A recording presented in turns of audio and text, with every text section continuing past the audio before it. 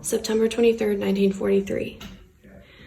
Mother is helping with the set of the play Brundabar, even though she's never done anything like this before. There was about 5,000 Jews transported, so there was many kids that needed to be replaced in the play. The kids went on that day, even though they were nervous, and they put on an excellent performance, and everyone loved it. November 10th, 1943. People escaped terrorism, and now the Nazis have to do a full count of the Jews. Mother dropped off that blanket for Misha so he could use it because it was supposed to be raining cold. November 11th, 1943.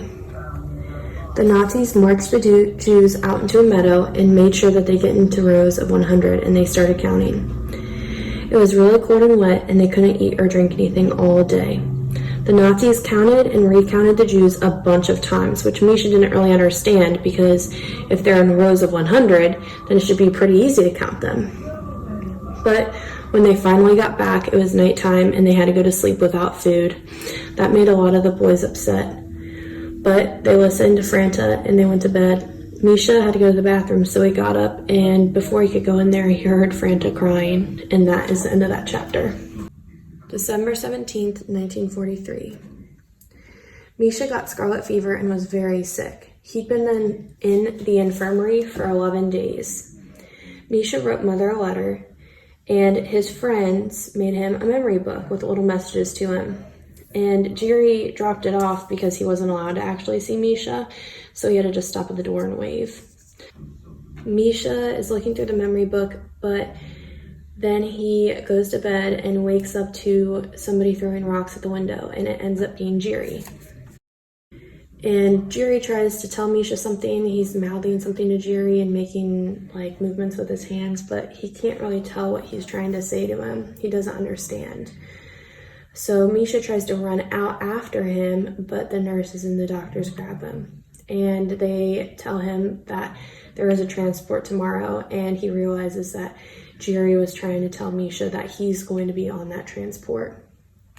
Misha goes back to his bed and starts rereading the memory book. May 31st, 1944, 5 months later. Misha and a boy, Tommy, are pushing a car of bread from the bakery, and it gets stuck. A man helps them, and Misha gives them a roll to repay him. The man starts talking to the boys and says that visitors are coming, the Red Cross, and that's why everybody is making terrorism look really nice. Misha goes and visits his sister and his mother in the women's barracks. Misha goes to the women's barracks and looks for his sister and his mother. He sees his sister and gives her a piece of bread and asks where mother is. She's curled up in a ball in her bed, reading a letter she got from Aunt Louise. And this made her very upset because Aunt Louise and mother had an agreement that if things were good, she'd write the letter, like the words in the letter, slanting up, and if things were bad, she'd slant them down, and they were slanted down in this letter. And Misha says, well, maybe she just got confused, but that doesn't make mother feel any better. And then Marietta says that her boyfriend Gustav is leaving and that she's going to go with him. And mother says no, and she says that Gustav says it's not too bad there, it's not that bad, but mother isn't buying it. And basically mother says that they were actually put on the transport list a few times, but she was able to keep them off. So there's no way that Marietta is going to voluntarily go on a transport with her boyfriend.